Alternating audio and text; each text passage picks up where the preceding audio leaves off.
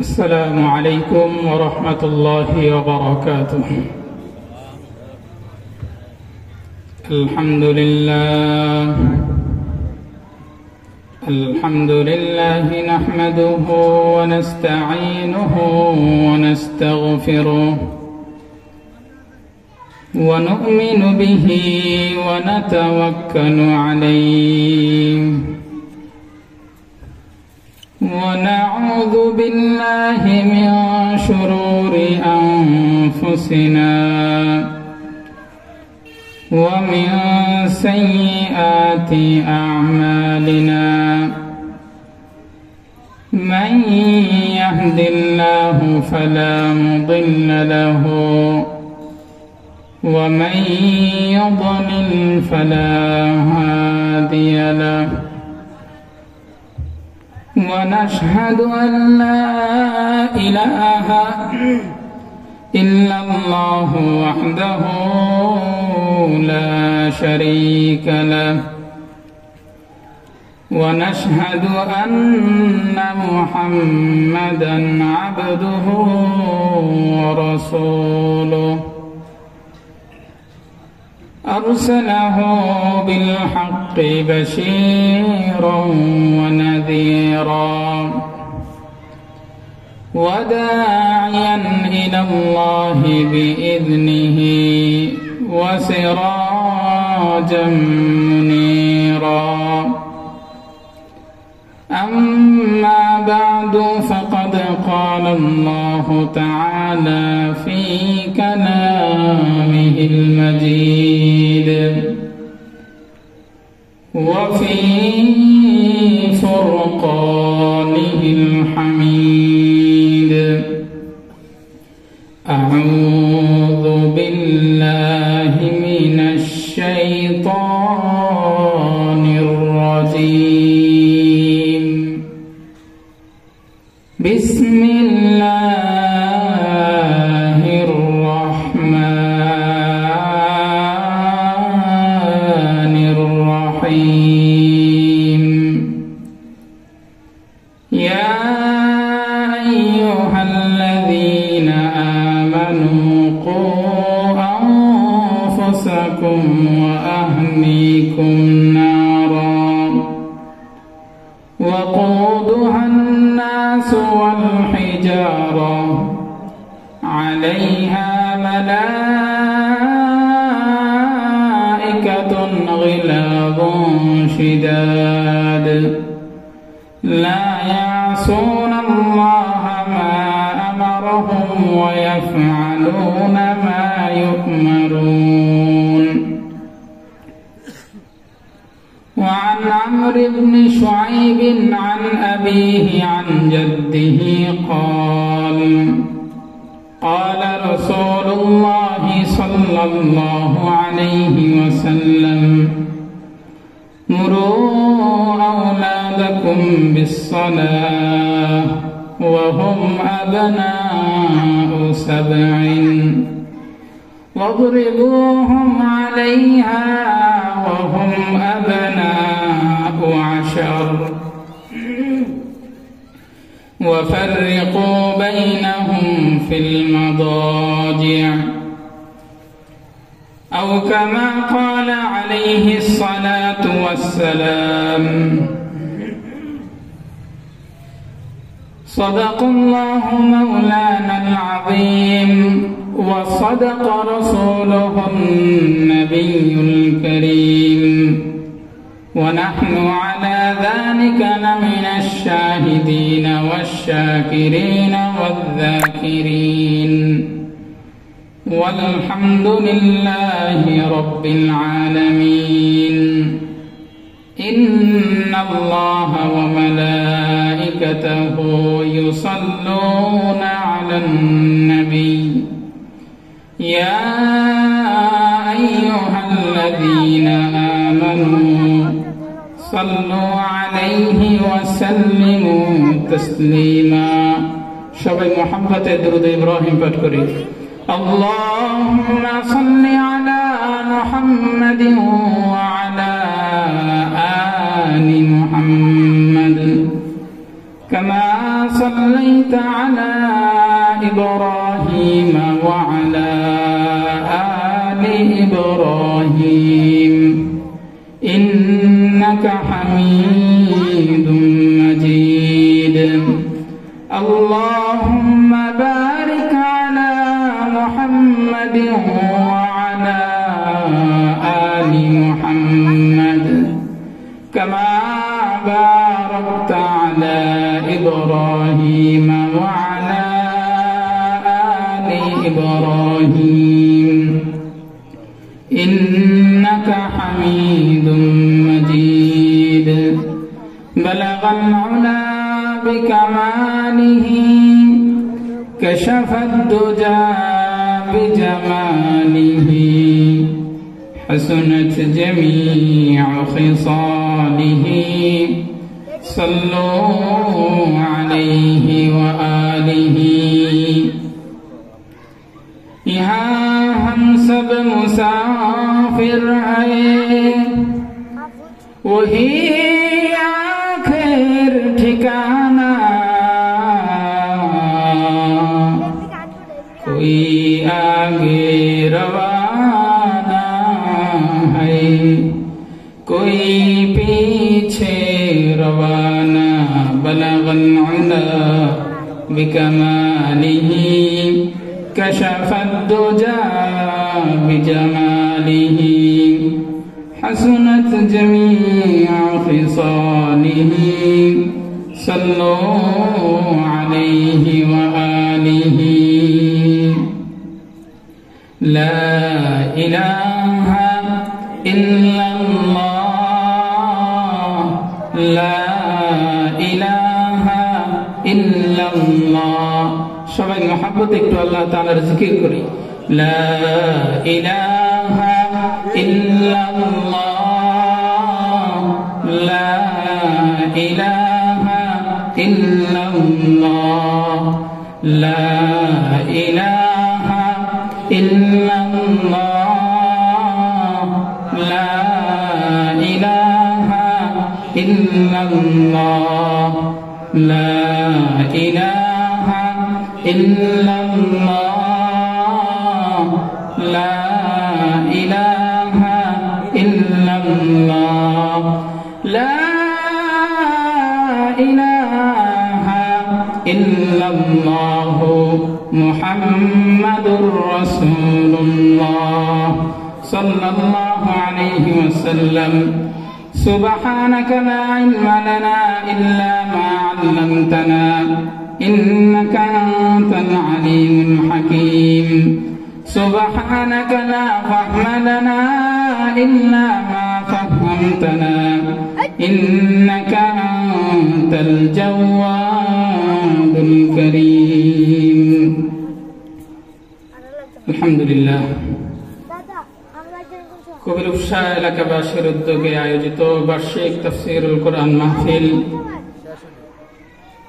উক্ত মাহফিলের সম্মানিত সভাপতি সুদক্ষ পরিচালক দূর দূরান্ত থেকে আগত দ্বীন প্রেমী কোরআন প্রেমী সুন্নাহ প্রেমী বেরাদারানে মিল্লাহ পর্দার আড়ালে অবস্থানরত অত্যন্ত শ্রদ্ধা আমার মা ও বোনেরা শুরুতে মহান রবের শুকরিয়া আদায় করছি যে আল্লাহ তাআলা আমাদেরকে এই শাবানের মতো পবিত্র মাসে সপ্তাহের শ্রেষ্ঠতম দিন পবিত্রতম দিন উত্তম দিন শুক্রবার দিবাগত রাতে দুনিয়ার সকল কাজ কাম এক সাইডে রেখে দিয়ে দ্বীনের খাতিরে দ্বীনের উদ্দেশ্যে দ্বীনি একটি মজলিসে এসে দ্বীনের কিছু কথা বলার এবং শোনার তৌফিক দান করেছেন। এই জন্য সবাই আকাশ বাতাস উজাড় করে অন্তরের অন্তঃস্থল থেকে মালিকের দরবারে শুকরিয়া আদায় করি আলহামদুলিল্লাহ। সম্মানিত হাজরিন, আমি আপনাদের সম্মুখে পবিত্র কালামে মাজিদ থেকে একখানা আয়াত তেলাওয়াত করেছি এবং রাসূল করিম সাল্লাল্লাহু আলাইহি ওয়াসাল্লামের অসংখ্য অগণিত হাদিস থেকে একখানা হাদিস আপনাদেরকে পাঠ করে শুনিয়েছি।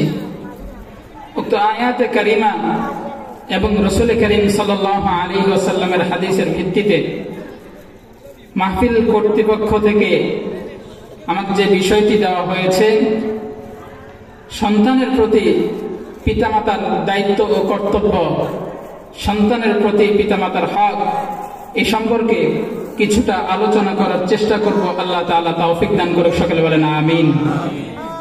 সম্মানিত হাজিরিন, এই মাহফিলটা কবির শাহ যুব সমাজ এবং এলাকাবাসীর উদ্যোগে আয়োজিত। এই মাহফিলের মধ্যে যুব সমাজের কন্ট্রিবিউট, যুব সমাজের অংশগ্রহণ, বিশেষ করে মাহফিল আয়োজনের ক্ষেত্রে টাকা পয়সা দেওয়া বিভিন্নভাবে যুব সমাজের কি অংশগ্রহণ কি বেশি। তো শুধু মাহফিল আয়োজনের ক্ষেত্রে অংশগ্রহণ করলে হবে না। আজকের যে মাহফিলের আয়োজন করা হয়েছে, মাহফিলে যে ওলামা একরামগণ কথা বলবেন, এই কথাগুলো যুব সমাজের কি করতে হবে? শুনতে হবে। এই জন্য আমার যে সমস্ত যুবক ভাইয়েরা রাস্তাঘাটে ঘোরাফেরা করতেছেন, দোকানপাটে আড্ডা দিতেছেন, অথবা ঘরের মধ্যে বসে আছেন, আপনাদের প্রতি উদাত্ত আহ্বান জানাই, আজকের এই দিন আগামী 1 বছর পর যদি হায়াত আমরা পেয়ে থাকি, হয়তো আগামী বছর এটা পাবো, কিন্তু আজকের এই যে দিনটা, এটা গতকালকে ছিল না, আগামীকাল থাকবে না, আগামী 1 বছর পর্যন্ত এই দিনটা থাকবে না, এই আয়োজন থাকবে না। এই জন্য এই সময়টাকে গনিমত মনে করে, আল্লাহ তাআলার পক্ষ হতে নিয়ামত মনে করে এই সময়টাকে কাজে লাগানো উচিত। ওলামা একরামের মুখের থেকে কিছু কথা শুনে সেগুলোকে বাস্তব জীবনে আমলে পরিণত করার জন্য আমাদের একটু চেষ্টা আগ্রহ থাকা উচিত। আমার যে সমস্ত যুবক ভাইয়েরা বাহিরে আছেন, আপনাদেরকে আহ্বান জানাই আপনারা প্যান্ডেলে এসে উপস্থিত হন। আর যে সমস্ত মুরব্বী বাবাজিরা আপনারা এখনো ঘরে বসে আছেন, একটা দিনই তো মাত্র, বছরে একটা দিন মাহফিলের আয়োজন করা হয়। আপনারা দূরের মানুষের আশা করবেন যে কবির শাহ এলাকাবাসী মাহফিলের আয়োজন করছে, দূর থেকে মানুষ এসে কি করবে? ওয়াজ শুনবে, আপনারা শুনবেন না, এটা তো হয় না। আপনারা নিজেরা আয়োজন করেছেন, আগে কি করতে হবে? নিজেরা ওয়াজ শুনতে হবে, নিজেরা হেদায়েতের অনুসন্ধান করতে হবে। একটা কথা আছে না, নিজে বাঁচলে বাপের নাম। আগে নিজে ওয়াজ শুনেন, এরপরে মানুষের কি করেন? আশা করেন যে মানুষ থেকে আসবে। আপনারাই যদি না আসেন, আপনারা মেজবান হয়ে যদি না আসেন, দূরের মেহমানরা এসে কি করবে? কাকে খুঁজবে? কেউ যদি কারো বাড়িতে মেহমান হিসেবে যায়, যাওয়ার পরে দেখলো যার ঘরে গেছে মেজবানি ঘরের মধ্যে নাই, তাহলে মেহমানের মনে কষ্ট যাবে না? কথা বলেন না, মেহমানের মনে কষ্ট যাবে কিনা? যাবে। তো বাইরের মানুষ এসে যদি দেখে যে কবির শাহ এলাকাবাসী মাহফিলের আয়োজন করছে, কবির শাহ এলাকাবাসীর মানুষের কি নাই, মাহফিলে আসার খবর নাই, তো বাইরের মানুষগুলো কষ্ট পাবে না? এই জন্য যারা মেহমান হিসেবে আমাদের এই মাহফিলের মধ্যে আসবে, তাদেরকে আমরা কষ্ট না দিব, কষ্ট না দিয়ে আমরা সবাই কি করি? মাহফিলে এসে উপস্থিত হই। তো সম্মানিত হাজিরিন, যে কথাটা বলতেছিলাম, আমাকে একটা বিষয় নির্ধারণ করে দেওয়া হয়েছে, সেটা হচ্ছে সন্তানের প্রতি পিতামাতার হক, পিতামাতার দায়িত্ব। দুনিয়াতে আল্লাহ তাআলা বহু আইটেমের, বিভিন্ন রঙের, বিভিন্ন ধরনের ভালোবাসা সৃষ্টি করেছেন। কি করেছেন? ভালোবাসা সৃষ্টি করেছেন। মা তার সন্তানকে ভালোবাসে, পিতা তার সন্তানকে ভালোবাসে, সন্তান আবার পিতামাতাকে ভালোবাসে, স্বামী স্ত্রী একজন অপরজনকে ভালোবাসে, ভাই বোন একজন অপরজনকে ভালোবাসে, আত্মীয় স্বজন একজন আরেকজনকে কি করে? ভালোবাসে। অধিকাংশ ভালোবাসার মধ্যে কি আছে? স্বার্থ আছে। কি আছে? স্বার্থ। কিন্তু মা বাবার যে ভালোবাসা, এই ভালোবাসার মধ্যে কোনো স্বার্থ নাই। নিঃস্বার্থে একটা মা বাবা তার সন্তানকে কি করে? ভালোবাসেন। এটা মানুষের একটা ফিতরত, মানুষের একটা স্বভাব। এই স্বভাব স্বয়ং আল্লাহ তাআলা দিয়েছেন। কে দিয়েছেন? আল্লাহ। তো আল্লাহ তাআলা এই ফিতরত মানুষের মধ্যে দিয়েছেন, এটা মানুষের স্বভাব, এটা মানুষের মধ্যে থাকবে। তো এই স্বভাবটা, এই ফিতরতটা যাতে দুনিয়ার মধ্যেই সীমাবদ্ধ না থাকে, এটা যেন আখিরাত পর্যন্ত বিস্তৃত হয়, এই জন্য আল্লাহ তাআলা কি করলেন? পবিত্র কালামে মাজিদের মধ্যে আয়াত নাযিল করে দিলেন। আল্লাহ তাআলা পবিত্র কালামে মাজিদের মধ্যে বলেন, ইয়া আইয়ুহাল্লাযীনা আমানু কু আনফুসাকুম ওয়া আহলিকুম নারা। আল্লাহ তাআলা ঈমানদারদেরকে ডাক দিয়ে বলেন, হে আমার ঈমানদাররা, কু আনফুসাকুম, তোমাদের নিজেদেরকে বাঁচাও, ওয়া আহলিকুম, শুধু নিজেরা বাঁচলে হবে না, নিজেদেরকে বাঁচালে হবে না, তোমাদের পরিবার পরিজন, আত্মীয় স্বজন, সন্তান সন্ততি তাদেরকেও বাঁচাও। কিসের থেকে বাঁচাইবা? নার, জাহান্নামের আগুন থেকে। সুবহানাল্লাহ। কিসের থেকে বাঁচাতে হবে?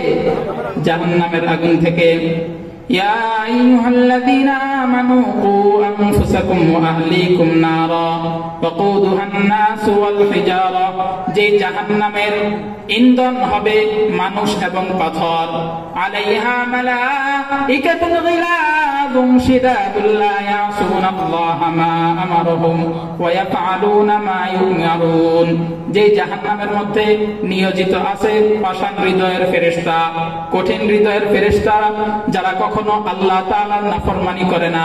আল্লাহ তাআলা তাদেরকে যেই অর্ডার করেন ওই অর্ডার, ওই আদেশ তারা অক্ষরে অক্ষরে পালন করে, এর কোনো ব্যতিক্রম করে না। এই জন্য আল্লাহ তাআলা বলতেছেন, নিজে বাঁচো এবং নিজের পরিবারকে বাঁচাও। নিজে বাঁচো এবং কি করতে হবে? নিজের পরিবারকে বাঁচাতে হবে।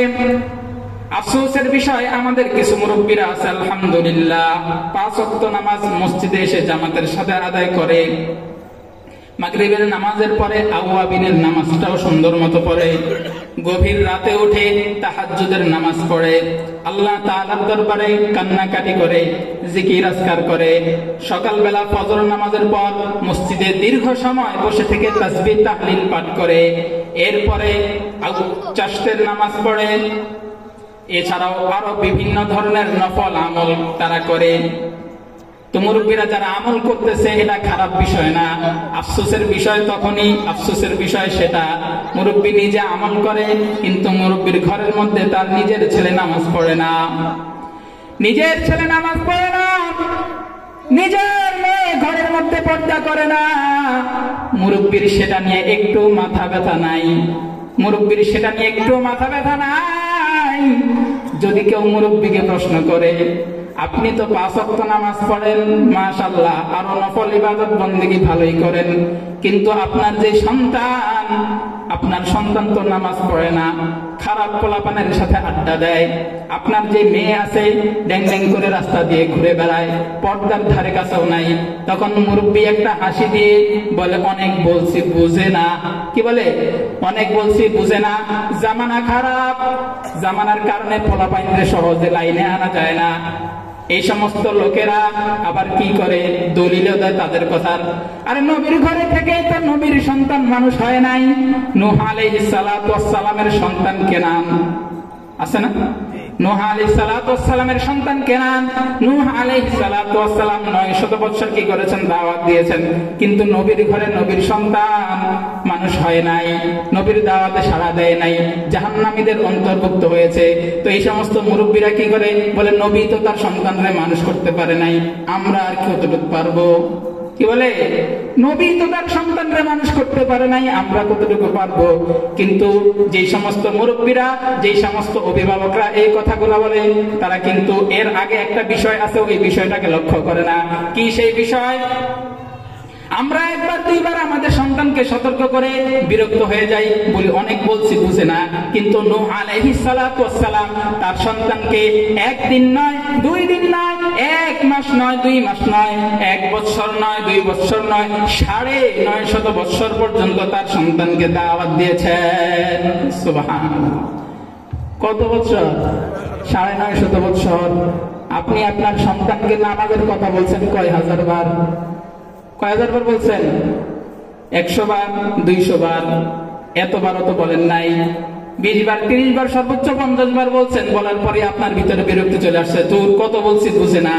আর ঠিকই দলিল মেরে দিচ্ছেন, নূহ আলাইহিস সালাতু ওয়াস সালাম তার সন্তানকে মানুষ করতে পারে নাই। নূহ আলাইহিস সালাতু ওয়াস সালামের সন্তানের কপালের মধ্যে হেদায়েত নাই। এটা আল্লাহ তাআলার পক্ষ হতে একটা ফয়সালা। আল্লাহ তাআলা তার কপালের মধ্যে কি রাখেন নাই? হেদায়েত রাখেন নাই। কিন্তু নূহ আলাইহিস সালাতু ওয়াস সালাম তার যে চেষ্টা ছিল, ওই চেষ্টাটা তিনি করে গেছেন। 950 বছর পর্যন্ত ওই সন্তানকে তিনি দাওয়াত দিয়েছেন। কি করেছেন? 950 বছর পর্যন্ত দাওয়াত দিয়েছেন। তো 1 বার, 2 বার, 10 বার, 20 বার পোলাপানদের নামাজের কথা বলার পর যখন পোলাপান নামাজ পড়ে না, তখন কি করলে? হতাশ হয়ে দাওয়াত দেওয়া বন্ধ করে দিলে চলবে? চলবে না। দাওয়াত দিতে হবে, তাকে নামাজের কথা বলতে হবে, প্রয়োজনে কি করতে হবে? নামাজের জন্য মায়েরও দিতে হবে। কিন্তু আফসোসের বিষয়, আমরা আজকে আমাদের যে সন্তানরা আছে তাদের দুনিয়াবি যে উপকারিতা আছে ওগুলো দেখে খুশি হই, কিন্তু আখিরাতের ব্যাপারে সে যে উদাসীন, এই ব্যাপারে আমাদের অন্তরের মধ্যে কোনো চিন্তা ফিকির নাই। অনেক মুরব্বী বাবাজিরা এমন আছে যাদেরকে জিজ্ঞেস করলে বলা হয় আলহামদুলিল্লাহ, ছেলে তো 3টা, একটাতে পাঠাইছি দুবাই, আরেকটা পাঠাইছি ইতালি, আরেকটা পাঠাইছি ওমান, মাসে ভালো একটা টাকা ইনকাম করে, বিয়ে করাইছি ভালো একটা পরিবারের মধ্যে, সুখেই আছে। কি আছে? সুখেই আছে, অনেক সুখে শান্তিতে আছে। কিন্তু খোঁজ নিয়ে দেখা যায় ওই সন্তান নামাজ পড়ে না, নামাজের কোনো ধার ধারে না।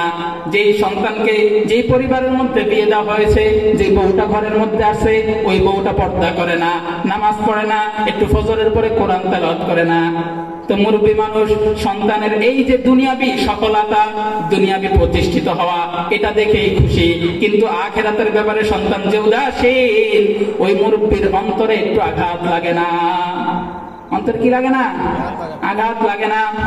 অথচ যখন আমাদের সন্তানরা ছোট থাকে, সন্তান যখন ছোট থাকে, কথার কথা, আগুন কিন্তু দেখতে খুব সুন্দর লাগে। বাচ্চা মানুষ তো আগুনের যে ভয়াবহতা এটা তারা বুঝে না। বুঝে নাকি? আগুন যে একটা মারাত্মক জিনিস, ভয়ঙ্কর একটা জিনিস, এটা যে সবকিছুকে জ্বালিয়ে দেয়, বাচ্চা তো এটা বুঝে না। বাচ্চার কাছে তো দেখতে সুন্দর লাগে। তখন আমরা কি করি? বাচ্চা যদি আগুনের দিকে যেতে থাকে, আমরা তাকে কি করি? বাধা দেই, সে যেন আগুনের দিকে না যায়। প্রথমত আমরা মুখ দিয়ে বাধা দিব যে ওটা হচ্ছে আগুন, খুব মারাত্মক একটা জিনিস, ভয়ঙ্কর একটা জিনিস, আগুনের দিকে যাইও না। একবার বললাম, 2বার বললাম, সে কি করে নাই? আমার কথা শুনে নাই, সে আগুনের দিকে যাচ্ছে। তখন আমরা কি করি? দূর পোলাপাইনে বহুবার কইছি, পোলাপাইন আমার কথা শুনে না, আর কিছু বলবো না।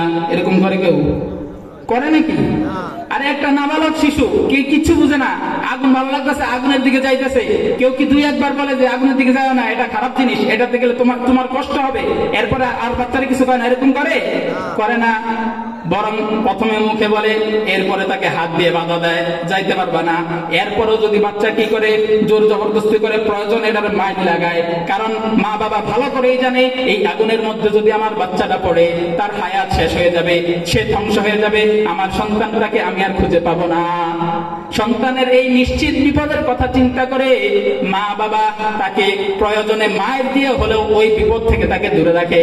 কিন্তু আফসোসের বিষয়, আমার সন্তান কাল আখিরাতের ময়দানে আল্লাহ তাআলার কাছে যে পাকড়াও হয়ে যাবে, কাল আখিরাতের ময়দানে যে বিপদের কাঠগড়ায় দাঁড়াবে, জাহান্নামের অতল গহ্বরে চলে যাবে, ওটা নিয়ে আমার ভিতরে একটু চিন্তা নাই।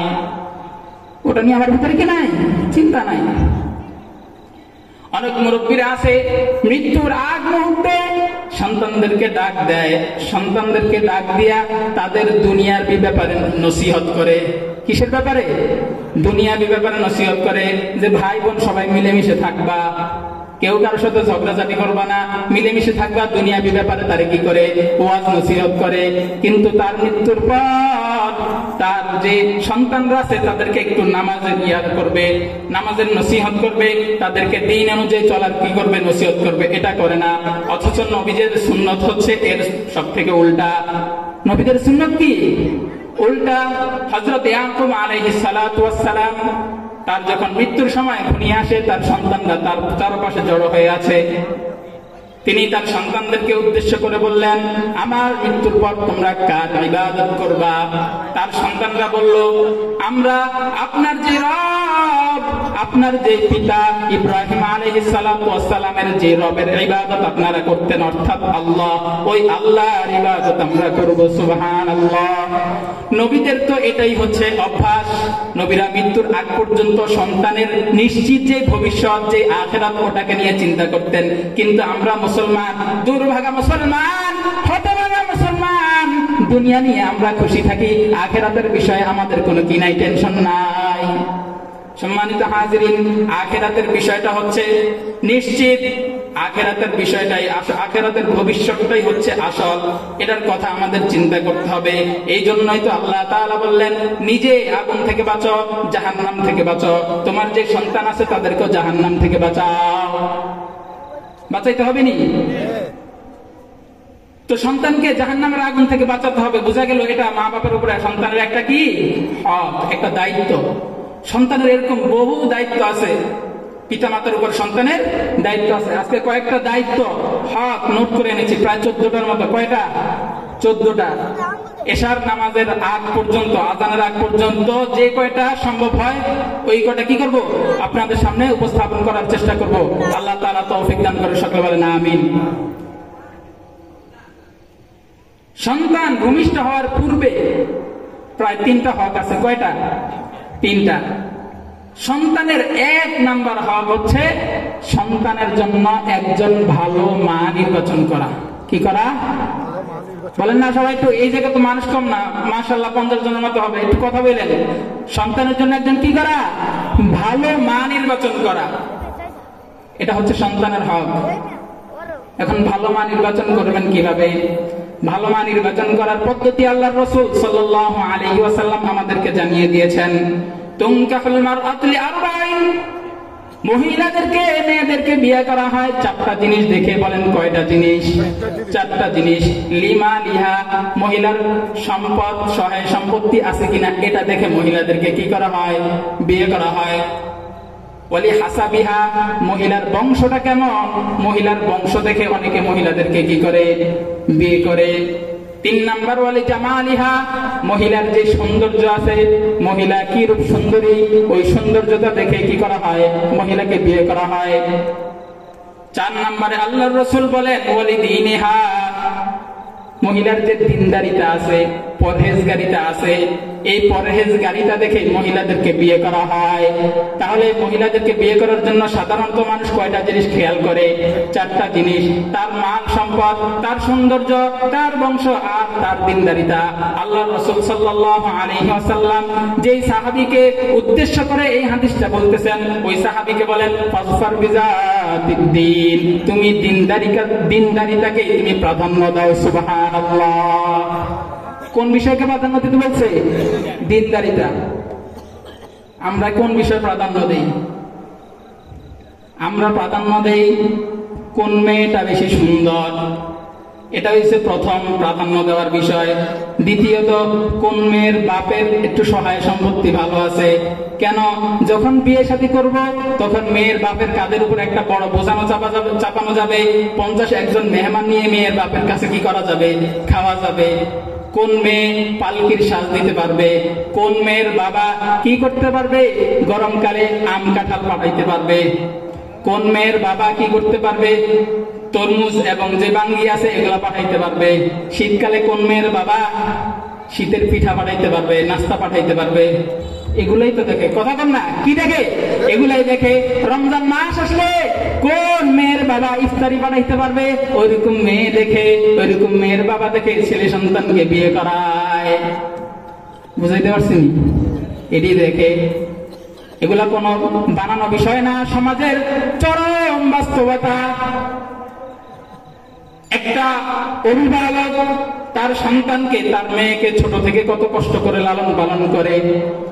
15 থেকে 16 বছর বা 17 বছর তার বিয়ে দেওয়ার আগ পর্যন্ত একটা পিতা মাতা তার কন্যা সন্তানের জন্য কি পরিমাণ কষ্ট করে এটা শুধু বাবা মাই জানে।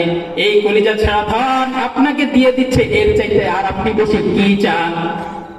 সন্তানটাই পুরোপুরি আপনাকে দিয়ে দিচ্ছে আপনাদের পরিবারের জন্য, আপনার ছেলের সুখের জন্য। তারপরে আবার বাবার উপরে কেন এত চাপ? ইসলামটা তো কঠিন করে নাই। আজকাল সমাজে একটা মেয়ে যদি জন্মগ্রহণ করে মানুষ মনে করে একটা বোঝা এসছে মাথার উপরে। কি আছে? বোঝা আসছে। মানুষ এটাকে বোঝা মনে করে। কেন?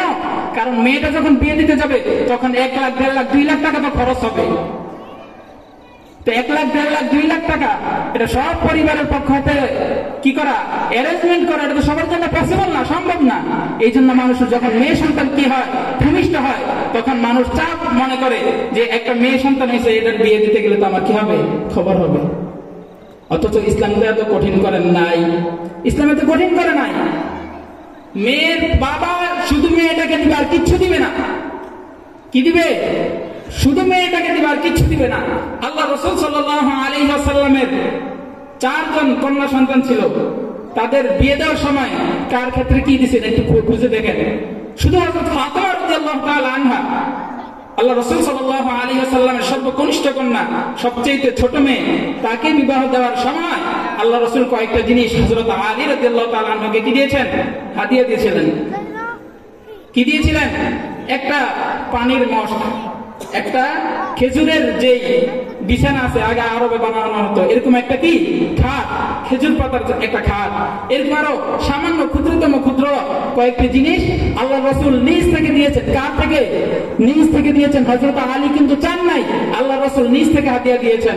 তো মেয়ের বাবা যদি নিজের পক্ষ থেকে ছেলের বাড়িতে কোনো কিছু দেয় সেটা গ্রহণ করা যাবে, কিন্তু ছেলের পক্ষ থেকে যদি মেয়ের কাছে কোনো কিছু চাওয়া হয় এটা কখনো জায়েজ নাই। আমার এই কথা শুনলে এখন অনেকের মনের মধ্যে কি হবে? খুশখুশানি শুরু হবে, খারাপ লাগবে। কারণ আমাদের সমাজের অনেকেরই স্বভাবই এরকম, মেয়ের বাড়ি থেকে কিছু না পাইলে কি করে না, আমাদের ভালো লাগে না। এমনকি মেয়েটাকে মানসিক যে চাপের মধ্যে রাখে, তোর বিয়ে করে আনছে, তোর বাপের বাড়ি থেকে কিছু আনস না, কি বিয়ে করাইছে এটাকে, কি করে কথা বলেন না? সমাজে এগুলো আছে কি নাই? আছে।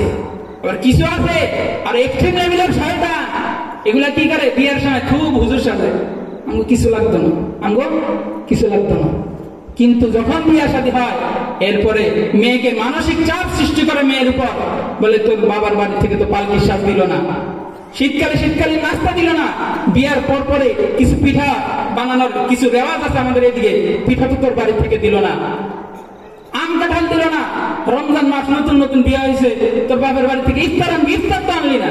এটাই স্যার বড় লেভেলের শয়তান। এগুলো কি বড় লেভেলের শয়তান? যেগুলা চেয়ে নেয় ওগুলো তো খারাপ, আর যেগুলো আগে হুজুর সাথে পরে গিয়ে মেয়েদের উপর চাপ সৃষ্টি করে এগুলো আরো বড় শয়তান। খারাপ লাগতেছে? খারাপ লাগলে কিছু করার নাই, হক কথা বলতে হবে।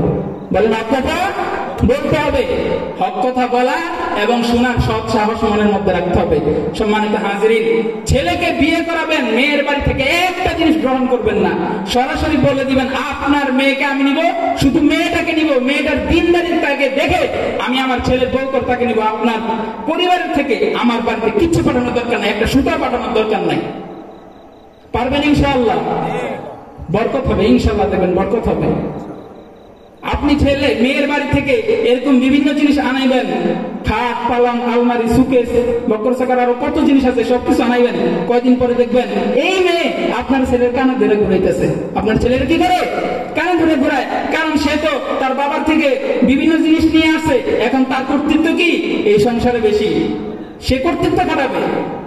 তো যদি চান সে আপনার সংসার কর্তৃত্ব না খাটায়, তার যতটুকু অধিকার সে ততটুকু হিসেবে চলুক, এর চাইতে অতিরিক্ত অধিকার যদি না খাটাইতে চান তাহলে মেয়ের বাড়ির কাছ থেকে কোনো কিছু কি করা যাবে না, আবদার করা যাবে না। তবে মেয়ের বাবা যদি নিজ থেকে কি করে দেয় সেটা ভিন্ন বিষয়। এখন তো অনেকে আবার এমন করে, মেয়ে যখন দেখতে যায়, দেখতে যাওয়ার পরে বলে মেয়ের বাড়ির পক্ষ থেকে আমাদের কিছুই চাই না, তবে যদি মেয়ের বাবা খুশি হয় কিছু দেয় আমরাও মানা নাই। মানে কি একটা ভাগ করে রাখা দিছে, আমরা কিছু চাই আপনার দিয়েন, দিলে তো আপনার মেয়েরই থাকবে, দিলে কার থাকবে? আপনার মেয়েরই থাকবে, এরা কেউ ব্যবহার করবে না। শয়তানি সবগুলো, এগুলো শয়তানি।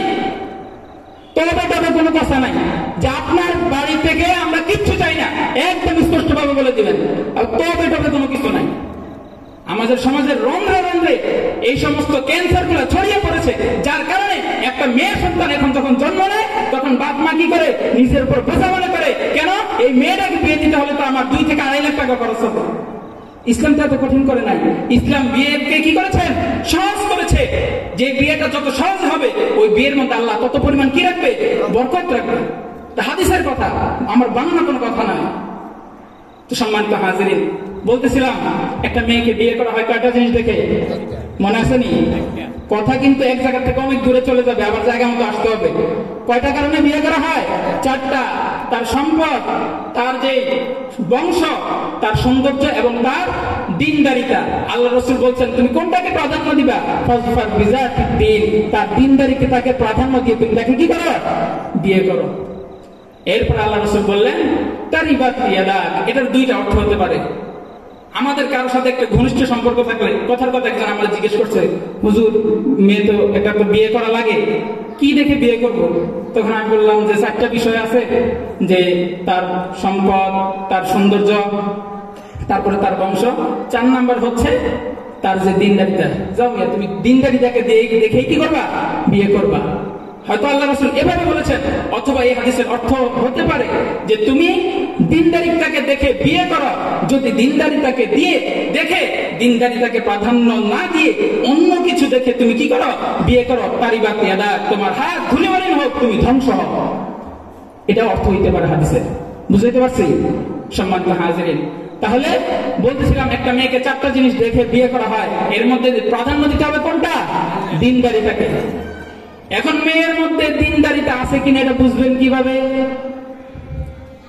মেয়ের মধ্যে দিনদারিতা আছে কিনা এটা বুঝবেন কিভাবে? দেখতে হবে মেয়েটা 5 ওয়াক্ত নামাজ সময় মতো আদায় করে কিনা, মেয়েটা পর্দা করে কিনা। পর্দা কি? পর্দার কথা শুনলে তো এখন আমাদের অনেকের মাথার মধ্যে কি করে?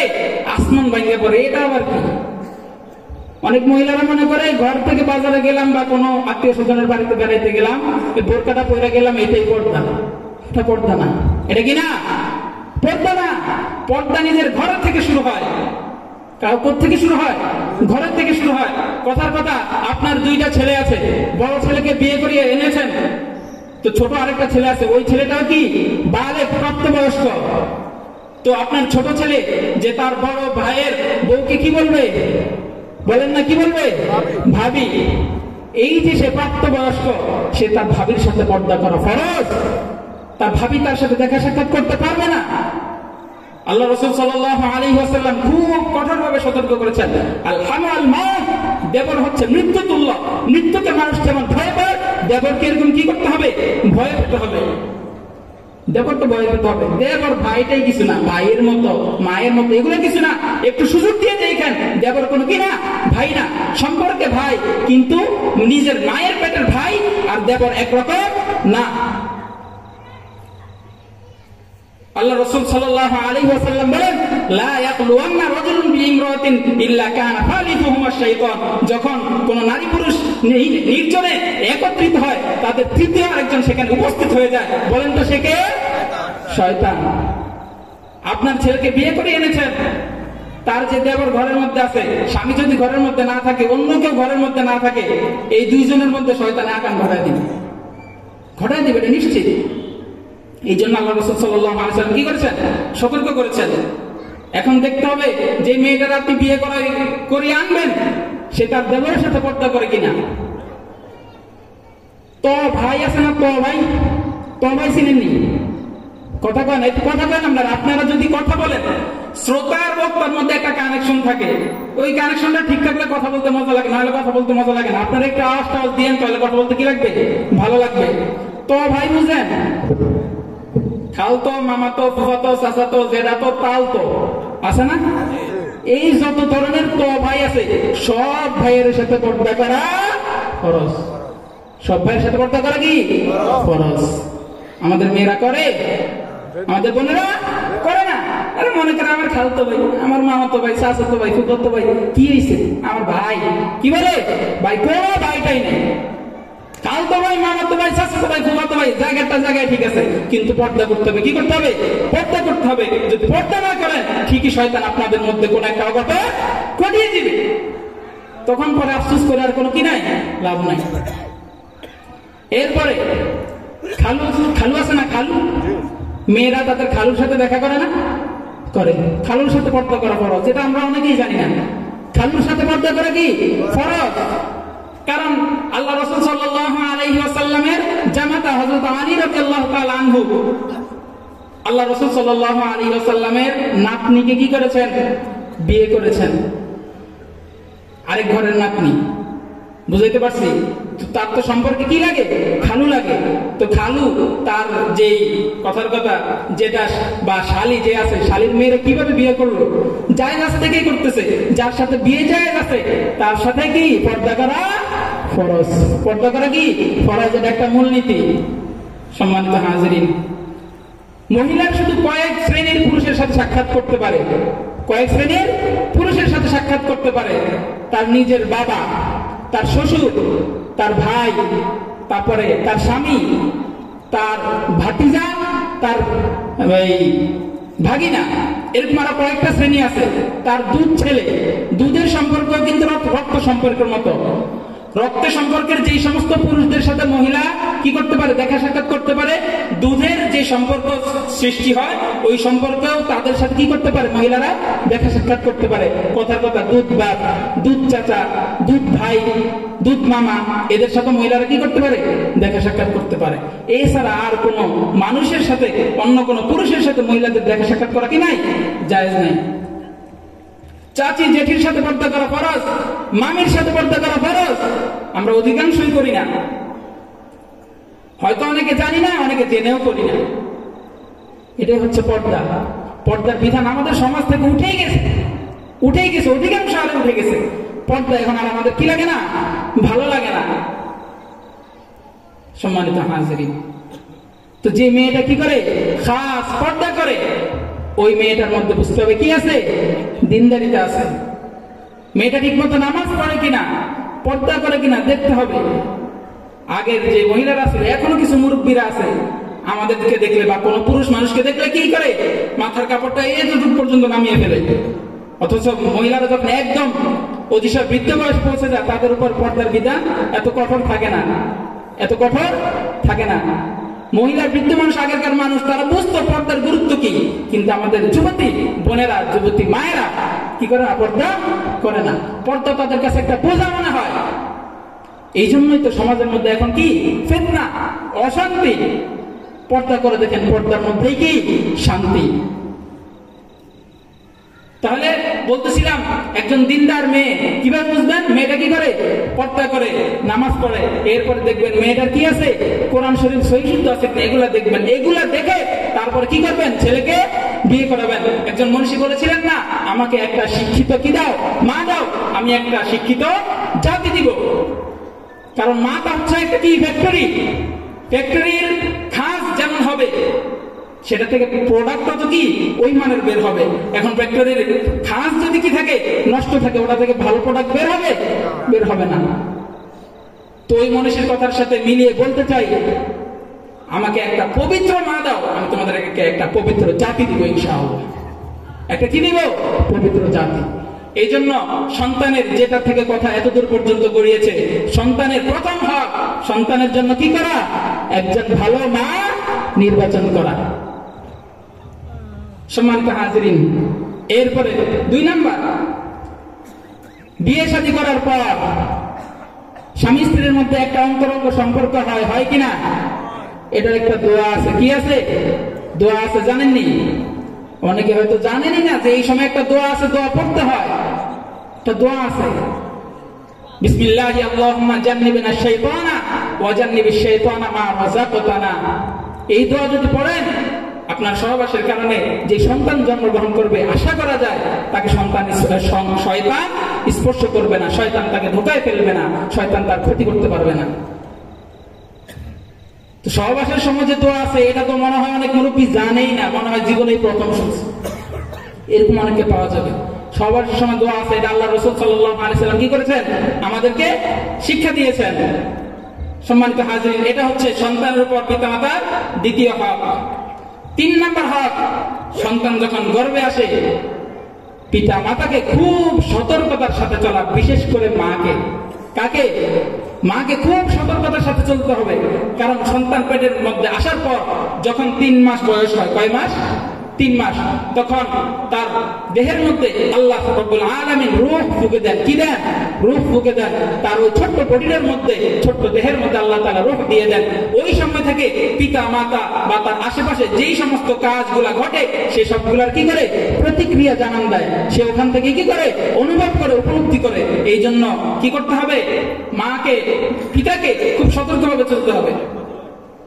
আমাদের যে মারা আছে, গর্ভবতী যখন তারা হয়, যখন পেটটা একটু বেশি বড় হয়, সন্তানের বয়স 5 মাস 6 মাস হয়, তখন তার, তো বলতেছিলাম, মাকে কি করতে হবে, সতর্ক থাকতে হবে।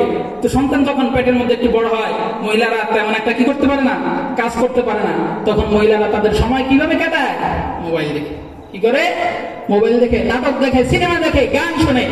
এই গান শোনা, নাটক দেখা, সিনেমা দেখা, এটার একটা প্রভাব তার কার উপর গিয়ে পড়ে, তার সন্তানের উপর গিয়ে পড়ে। এটা তো আমরা বুঝতেছি না। সন্তান যখন ভূমিষ্ঠ হয় এরপরে দেখা যায় সন্তান মোবাইলের প্রতি আকৃষ্ট। এই জন্য ওই সময় থেকে সতর্ক থাকতে হবে। এটা হচ্ছে সন্তানের 3 নম্বর হক। সম্মানিত হাজিরিন, বলছিলাম 14টা হক বলবো। কয়টা? 14টা। সময় আছে আর 5 মিনিট। কয় মিনিট? দেখি আর কয়টা বলা যায়। তারপরে সন্তানের 4 নম্বর হক, সন্তান যখন ভূমিষ্ঠ হয় সন্তানের কানে, ডান কানে আযান এবং বাম কানে ইকামত দেওয়া। এটা একটা সুন্নাত, সন্তানের একটা হক।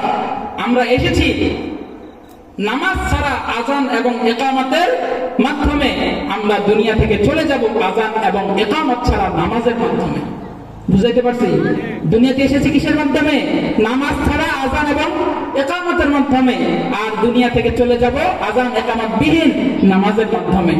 সন্তানের যখন সন্তান ভূমিষ্ঠ হয় তখন তার ডান কানে আযান বাম কানে ইকামত দিতে হবে। এটা সন্তানের হক। এটার মধ্যে অনেকের ভুল ধারণা সৃষ্টি হয়। অনেকে দেখা যায় ছেলে সন্তান হলে ঘরের এক কোণে দাঁড়িয়ে কি করে? আযান দেয়। মেয়ে সন্তান হলে কি করে না? আযান দেয় না। এটা একটা ভুল পদ্ধতি। সন্তান যখন হয় তার ডান কানে আযান, এটার জন্য কানে ধরে আযান দেওয়ার দরকার নাই, পশ্চিম দিকে ফিরার কোনো দরকার নাই। সন্তানকে কোলে নিবেন, তার ডান কানটা আপনার মুখ বরাবর নিয়ে ডান কানে আযান দিবেন, আবার তাকে ফিরিয়ে তার বাম কানটা আপনি কি করবেন? মুখের কাছে নিয়ে বাম কানে ইকামত দিবেন। এটার জন্য মসজিদ থেকে হুজুর ভাড়া করে আনার দরকার নাই। আপনার ঘরের মধ্যে যে সমস্ত লোকেরা আছে তারাই দিতে পারবে। পুরুষ থাকলে পুরুষ দিবে, পুরুষরা না পারলে মহিলারা দিবে। যেই মা তার সন্তানকে প্রসব করেছে যদি সে মোটামুটি সুস্থ থাকে সে নিজেও দিতে পারবে, আর সে যদি না থাকে যে সমস্ত ধাত্রীরা আছে সন্তান ধরছে তারাও কি করতে পারে? দিতে পারে। এটা নিয়ে ভুল সৃষ্টি হয় আমাদের মধ্যে। সম্মানিত হাজিরিন, এই হচ্ছে সন্তানের আরেকটা হক। এরপরে সন্তানের আরেকটা হক হচ্ছে মাথা মুন্ডানো। সন্তানের কি করা? মাথা মুন্ডানো। সন্তান ভূমিষ্ঠ হওয়ার 7ম দিনে তার মাথা কি করা? মুন্ডন করা। অনেক ডাক্তাররা এই মাথা মুন্ডন করাকে কি করে?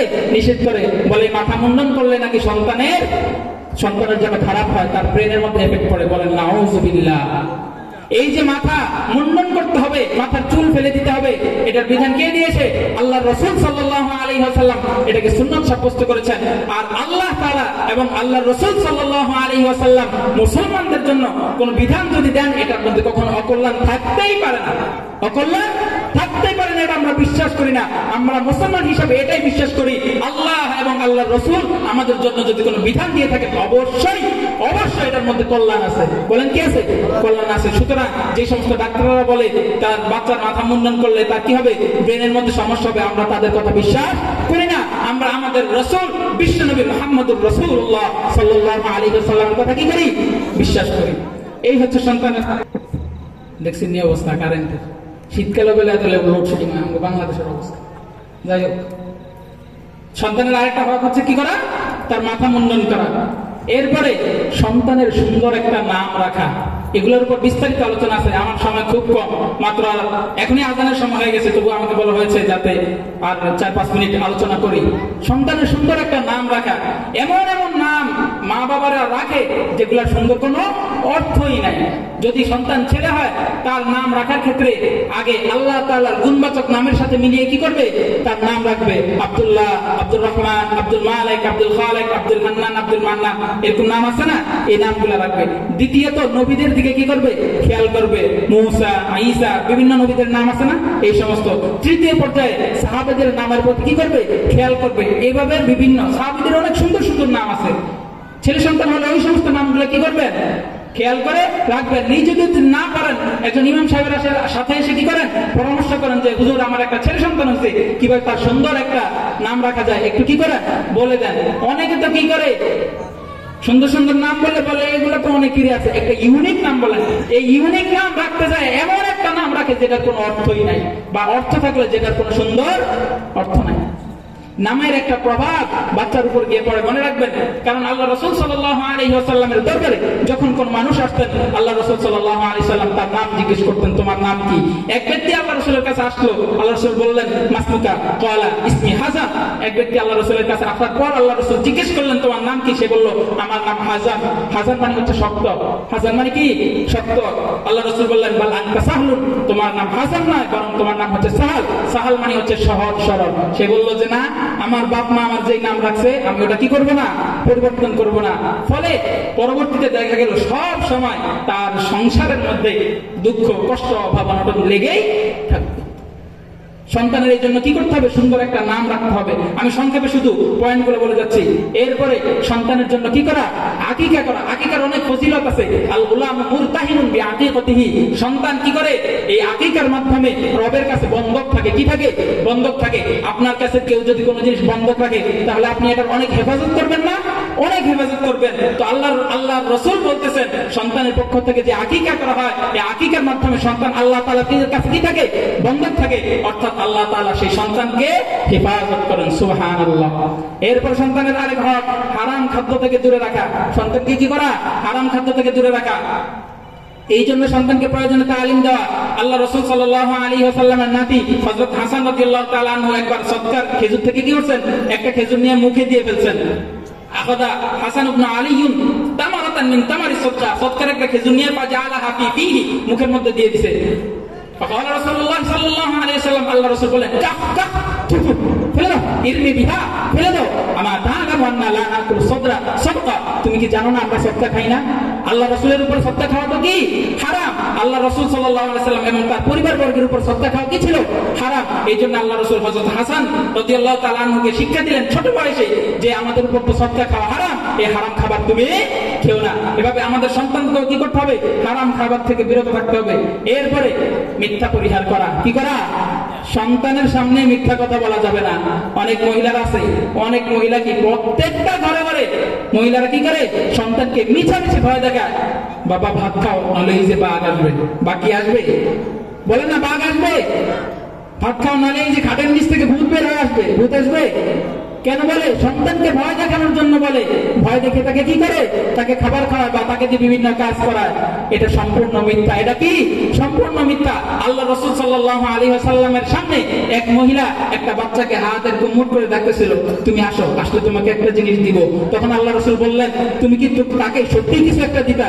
তখন মহিলা বলল যে আমি তাকে কি করতাম, সে যদি আমার কাছে আসতো একটা খেজুর দিতা। তখন আল্লাহ রাসূল বললেন যদি তুমি এটা না করতা, তোমার হাতে যদি কিছু না থাকে, তুমি যদি তাকে লোভ দেখানোর জন্য ডাকতা, তাহলে এটা একটা কি হতো, মিথ্যা হতো। আর মিথ্যার একটা কবিরা গুনাহ তোমার আমলনামার মধ্যে কি করতো, উঠে যেত। এই জন্য মা বোনরা যারা শুনতেছেন মনের কান দিয়ে শুনেন, সন্তানের সামনে কি করে দেবে না, এরকম মিথ্যা কথা বলা যাবে না। এর পরবর্তীতে সন্তানও দেখবেন কি করে মিথ্যা বলে। স্কুলে যাইবো না, মাদ্রাসায় যাইবো না, কিন্তু বাসায় এসে বলবো আমি মাদ্রাসা গেছি, স্কুলে গেছি, পড়ছি, সবকিছু মিথ্যা কথা বলবো। কারণ আপনি তো তার সর্বপ্রথম কি করছেন, মিথ্যা কথা শিখাইছেন। এই জন্য সতর্ক থাকতে হবে। এরপরে সন্তানকে কি করা, দিন শিখানো। সন্তানকে কি করা, দিন শিখানো। সন্তানকে দিন শিক্ষা দিতে হবে। সম্মানিত হাজিরিন, সন্তানকে যদি দিন শিক্ষা না দেন, যে সন্তানের জন্য দুনিয়াতে আপনি এত কষ্ট করতেছেন, কাল কিয়ামতের ময়দানে এই সন্তান আপনাকে আল্লাহ তাআলার বিচারের কাঠগড়ায় দাঁড় করিয়ে দিবে। আপনাকে বিচারের কাঠগড়ায় দাঁড়িয়ে আল্লাহ তাআলার কাছে অভিযোগ করবে, আমার বাবা আমাকে কি করে নাই, দিন শিক্ষা দেয় নাই। আপনাকে অভিযোগের কাঠগড়ায় কি করবে, দাঁড় করাবে। এটা নিয়ে একটু বিস্তারিত আলোচনা করার প্রয়োজন ছিল, কিন্তু সময় নাই। এরপরে সন্তানকে খাওয়ার আদব শিক্ষা দেওয়া। কি করা, খাওয়ার আদব শিক্ষা দেওয়া। আল্লাহ রাসূল সাল্লাল্লাহু আলাইহি ওয়াসাল্লামের ঘরে হযরত উম্মে সালামার আগের ঘরের একটা সন্তান ছিল, যিনি আল্লাহ রাসূলের ঘরে লালিত পালিত হয়েছেন। তো তিনি বলেন কানা গুলামান ফি হজরি রাসূলিল্লাহ সাল্লাল্লাহু আলাইহি ওয়াসাল্লাম, যে আমি আল্লাহ রাসূল সাল্লাল্লাহু আলাইহি ওয়াসাল্লামের ঘরে লালিত পালিত হয়েছি।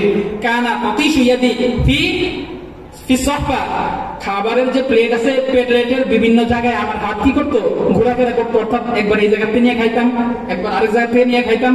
এভাবে তো খাওয়া কিনা উচিত না। আল্লাহ রাসূল বলেন ইয়া গোলাম কুল বিসমিল্লাহ, তুমি বিসমিল্লাহ বলো। ওয়াকুল মিম্মা ইয়ালিক, তোমার সামনে যে খাবার আছে ওই খাবার থেকে কি করো, খাও। আল্লাহ রাসূল কি করলেন, খাবারের আদব সন্তানকে শিক্ষা দিলেন। আমাদের সন্তানদেরকে কি করতে হবে, খাবারের আদব শিক্ষা দিতে হবে। এরপরে সন্তান আরো কিছু হক আছে। আল্লাহ রব্বুল আলামিন যে কয়টা হক নিয়ে আলোচনা করলাম, আমাদের সন্তানের প্রতি এই পরিপূর্ণ হকগুলা আমাদেরকে আদায় করার তৌফিক দান করুন। সকলে বলেন আমিন। সন্তানের হকগুলো যদি আমরা আদায় করতে পারি, তাহলে বৃদ্ধ বয়সে সন্তান কি করবে, পিতামাতার হকগুলা আদায় করবে। আপনি পিতামাতা হয় যদি সন্তানের হক আদায় না করেন, সন্তান বৃদ্ধ বয়সে আপনার হক আদায় করবে না। আল্লাহ তাআলা আমাদেরকে বুঝার এবং আমলের তৌফিক দান করুন। সকলে বলেন আমিন। ওয়া আখিরু দাওয়ানা আলহামদুলিল্লাহি রাব্বিল আলামিন। আসসালামু আলাইকুম ওয়া রাহমাতুল্লাহি ওয়া বারাকাতুহু।